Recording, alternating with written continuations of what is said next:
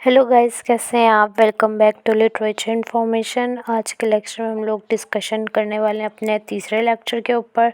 2 lectures में हम लोग डिस्कस कर चुके हैं। हम लोग पढ़ रहे थे academic reading and writing skills, और हम लोगों ने लास्ट लेक्चर में ये डिस्कस किया था reading skills, previewing the text, transitions के बारे में देखा था, हेडिंग्स देखी थी, और लुक फॉर समथिंग फेमिलियर के अंदर देखा था कि क्या क्या है, और look for the main idea देखा था। और ये मैं आपको टास्क दे के गई थी कि एक पैराग्राफ है, आप लोगों ने उसको देखना है, पढ़ना है, और उसके अंदर से आप लोगों ने मेन आइडिया ढूंढना है। आज फिर मैंने आप लोगों को कहा था कि मैं नेक्स्ट लेक्चर में आप लोगों को खुद बताऊंगी कि इसका एक्चुअली में मेन आइडिया क्या है। ये हम लोगों का पैराग्राफ था और हम लोग इसके अंदर डिस्कस करेंगे कि इसका मेन आइडिया क्या है।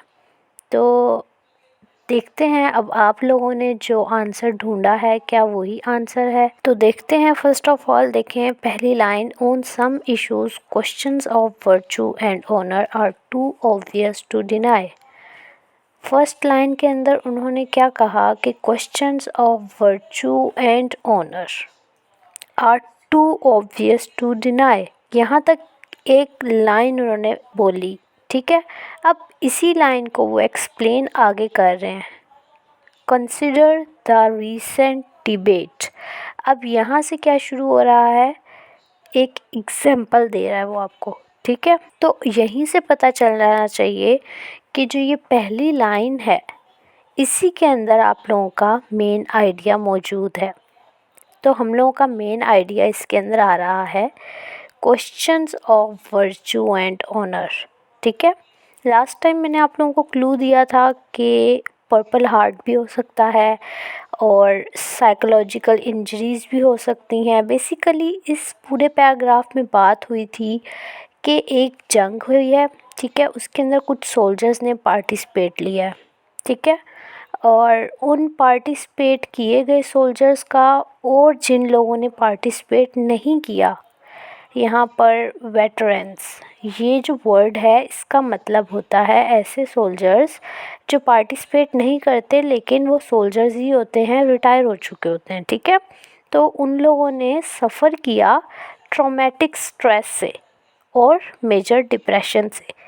तो वर्चू एंड ऑनर के ऊपर बात हो रही है कि पर्पल हार्ट के हकदार जो हैं वो सिर्फ वही सोल्जर्स हैं जो बैटल के अंदर मारे गए एनिमीज़ के हाथों, या जो लोग स्ट्रेस के अंदर चले गए, डिप्रेशन में चले गए, साइकोलॉजिकल इंजरीज़ का सामना करना पड़ा, वो लोग भी हैं। तो इस चीज़ के ऊपर आर्ग्यूमेंट्स हो रही थी, ठीक है। तो हम लोगों का ये पूरे पैराग्राफ का मेन आइडिया क्या है, virtue and honour, questions of virtue and honour, इसके ऊपर डिस्कशन हो रही है, ठीक है। तो आगे चलते हैं। अब आज हम लोग आगे देख रहे हैं कि हम लोगों ने रीडिंग स्किल्स के अंदर सेकंड कंटेंट के अंदर देखा था फॉलोइंग रिटन इंस्ट्रक्शंस, के रिटन इंस्ट्रक्शंस को फॉलो करना है। आज हम उसको देखेंगे डिटेल में कि कैसे फॉलो करना है। First of all, look for the guidelines given in A text, कि गाइडलाइंस को चेक करें सबसे पहले जो आपको टेक्स्ट के अंदर दी गई हैं, ठीक है। To build the general idea of what the text comprises, जो आपको एक जनरल आइडिया देगी कि टेक्स्ट के अंदर कौन कौन सी चीज़ें मौजूद हैं, कौन कौन सी चीज़ों के ऊपर मुश्तमिल है आपकी टेक्स्ट, ठीक है। सबसे पहले आप लोगों ने गाइडलाइंस के ऊपर तवज्जो देनी है, ठीक है। नेक्स्ट वो क्या कह रहा है, attentively see the capitalised, bold, italicized letters and words to look for stress, reference और irony। आई डोंट नो आप लोगों ने लिटरेचर को डीप में पढ़ा है कि नहीं। उसके अंदर लिटरेरी डिवाइसेस यूज़ हुए होते हैं, जैसे आयरनी की बात हुई है यहाँ पर, और रेफरेंसेस जो होते हैं वो दिए गए होते हैं, और स्ट्रेस दी हुई होती है कुछ वर्ड्स के ऊपर, और कुछ बोल्ड होते हैं लेटर्स, कहीं पे वर्ड्स कैपिटल होते हैं लिखे हुए, कहीं पे इटैलिसाइज्ड होते हैं लेटर्स। अब आप लोगों को पता होगा इटैलिसाइज्ड क्या होते हैं, थोड़े से टेढ़े करके लिखे हुए होते हैं वर्ड, ठीक है। तो बोल्ड क्या होते हैं, थोड़े से मोटे करके लिखे हुए होते हैं ऐसे करके, ठीक है। और कैपिटलाइज्ड लेटर को पता होगा आप लोगों को, यूँ करके जो फर्स्ट लेटर कैपिटल हम लिखते हैं। तो उन वर्ड्स को आप लोगों ने अटेंटिव होकर देखना है, क्योंकि वो वर्ड्स लाजमी उन वर्ड्स के ऊपर वो कोई ना कोई स्ट्रेस दे रहा होता है, वहाँ पर कोई ना कोई बात समझाई जा रही होती है, वो कोई इम्पोर्टेंट वर्ड्स होते हैं जो ऐसे होते हैं, ठीक है। तो इन चीज़ों को आपने अटेंटिव होकर देखना है। रेफरेंसेस को, आयरनी कहाँ पर यूज़ हुई है, कौन से लेटर्स पर स्ट्रेस दी जा रही है, और इटैलिसाइज्ड वर्ड को देखना है, बोल्ड लेटर्स को देखना है, कैपिटलाइज्ड वर्ड को देखना है, ठीक है। नेक्स्ट वो बताते हैं focus the instructions in exams while tackling analogical vocabulary, कि आप लोगों ने एग्ज़ाम के अंदर इंस्ट्रक्शंस के ऊपर फोकस करना है जब आप लोग एनालॉजिकल वोकेबलरी का सामना कर रहे होते हैं। एनालॉजिकल वोकेबलरी कौन सी होती है, इसी तरह लगा लें आप जिस तरह सिनोनिम्स होते हैं, ठीक है। मतलब अल्टरनेटिव जब यूज़ की जाते हैं, एक ही क्वेश्चंस को आपसे दूसरे तरीके से घुमा फिरा के पूछ लिया जाए, ठीक है, उसके ऊपर आप लोगों ने फोकस करना है। इन इंस्ट्रक्शंस को आप लोगों ने फॉलो करना है। इससे आप लोगों की एक्यूरेसी आएगी, नॉलेज में इजाफा होगा और रीडिंग स्किल्स आपके बढ़ेंगे, ठीक है। नेक्स्ट देखते हैं एक्टिव रीडिंग स्ट्रेटजीज़ कौन कौन सी हैं हमारे पास। हमने देखा था कि 3 किस्म की हैं, सर्विंग, स्किमिंग एंड स्कैनिंग। यहाँ पे लिखा हुआ है सेक्शनिंग, इसको भी देख लेते हैं अभी। फर्स्ट ऑफ ऑल कह रहे हैं सर्वेइंग क्या होता है। The literal meaning of survey is to take a broad look at something. Literal meaning survey का क्या पता चलता है कि to take a broad look at something, कि हम लोग किसी चीज़ को बहुत ब्रॉडली वे के अंदर देखें, such as a piece of land to see what the main features are और हाउ वैल्यूएबल इट इज़। यहाँ पे एग्जांपल दी लैंड की, कि एक पीस ऑफ लैंड है, उसको हम लोग देखते हैं ब्रॉडली कि कौन कौन से फीचर्स हैं इसके अंदर और ये कितनी वैल्यूएबल है, ठीक है। ये हम सर्वे कर रहे हैं।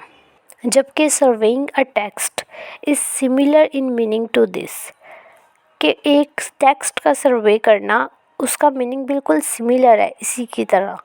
It is broad look at a text focusing on the general aspects rather than details, with the main purpose being to decide on the value of the text to determine whether it is worth reading more closely.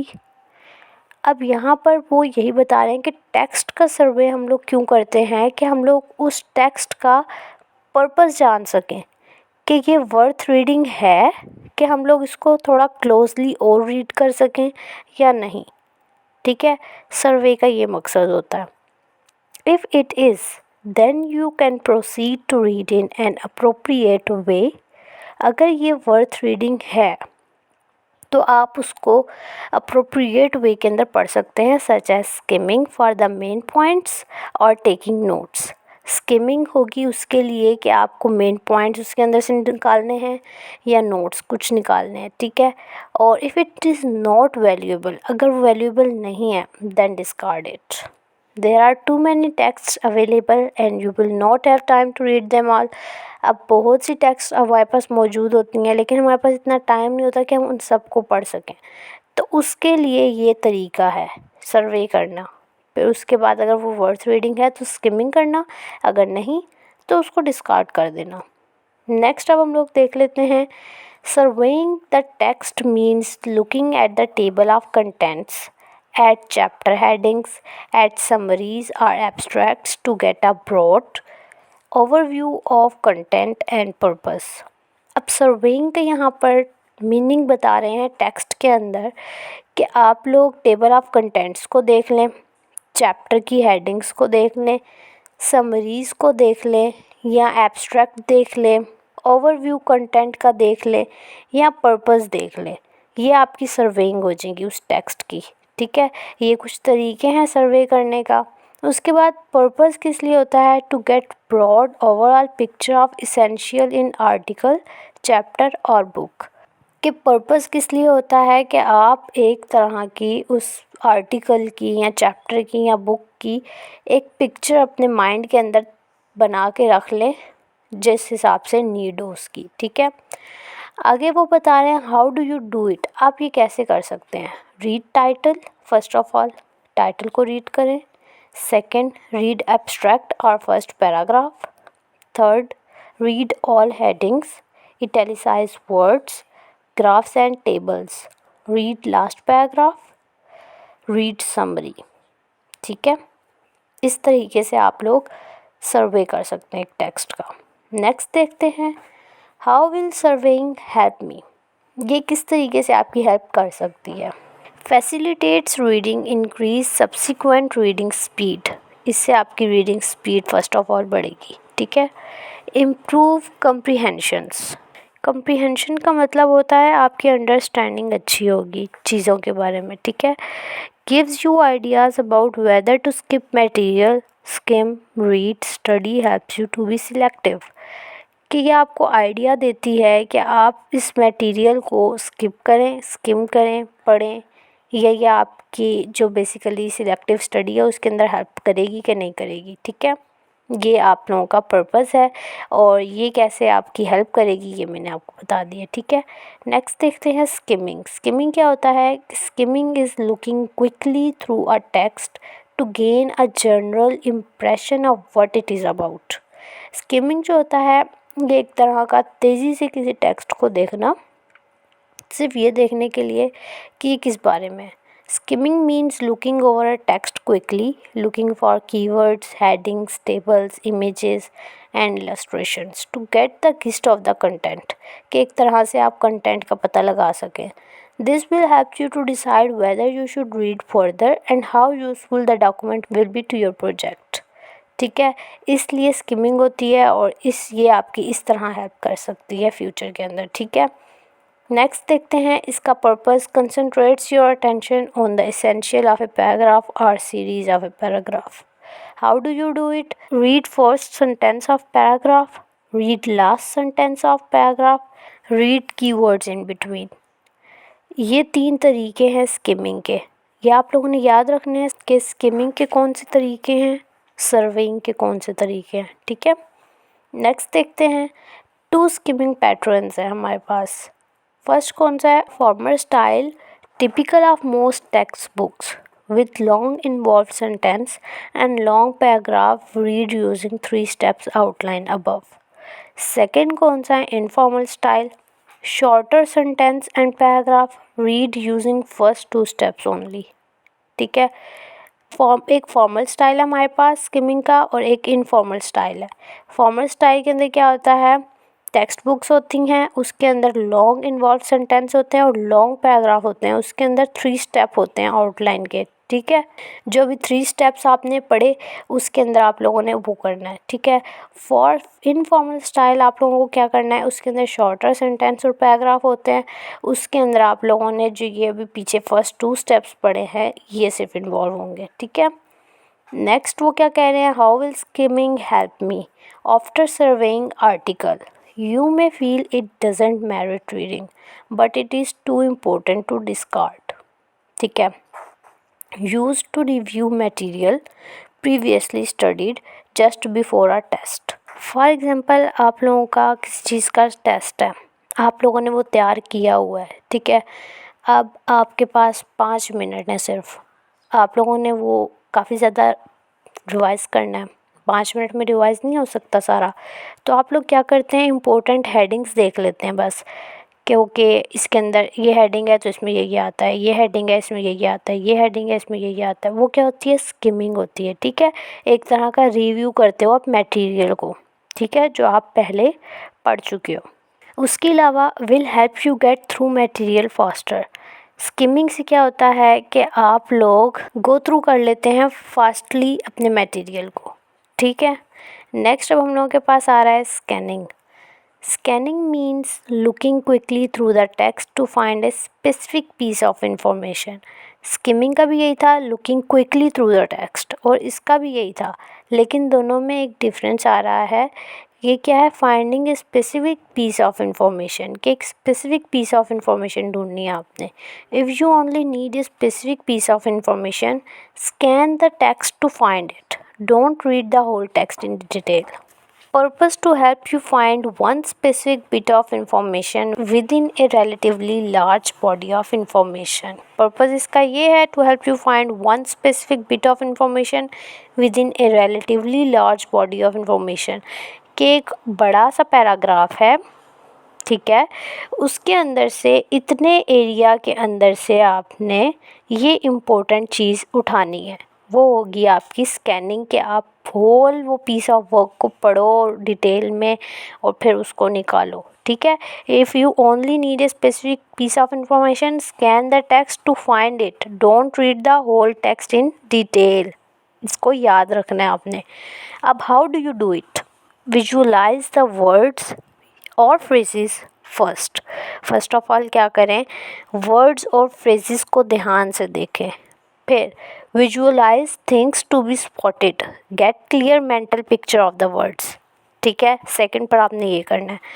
Third पे क्या करना है, use all available clues, look at capital letters, hyphens, italics, synonyms, keywords and item in bold. इन चीज़ों को ध्यान में रखना है। नेक्स्ट क्या करना है, use paragraph topical clues such as words in bold phrase or italics, ठीक है। पैराग्राफ को आप लोगों ने अपने ध्यान में रखना है जिसके अंदर ऐसे क्लूज़ आपको मिले।